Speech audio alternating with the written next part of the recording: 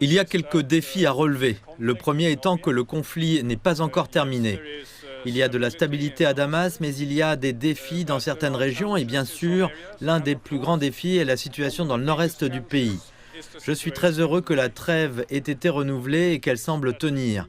Et j'espère que nous verrons une solution politique à ce problème. Ensuite, et c'est bien sûr un défi majeur, comme vous le savez tous, c'est l'ampleur des défis économiques.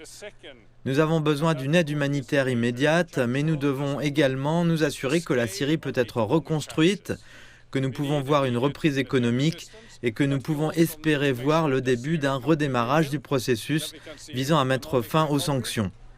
Et troisièmement, mais pas le dernier, il est bien sûr important de s'assurer que nous avons une transition politique qui sera crédible, inclusive et qui inclura le plus large éventail de la société syrienne et des partis syriens. Il souhaite également que cette transition se fasse dans le cadre existant de l'ONU qui avait été mis en place pour trouver une solution politique entre le gouvernement de Bachar al-Assad et l'opposition pendant la guerre civile et qui n'est bien sûr plus nécessaire, mais c'est le cadre que l'ONU veut toujours utiliser.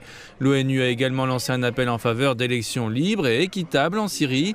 L'on ne sait pas si les nouveaux dirigeants de Damas ont ces projets après la fin officielle de la transition en mars pour que la Syrie sorte d'une manière ou d'une autre du désastre économique dans lequel elle s'est retrouvée sous la présidence de Bachar al-Assad.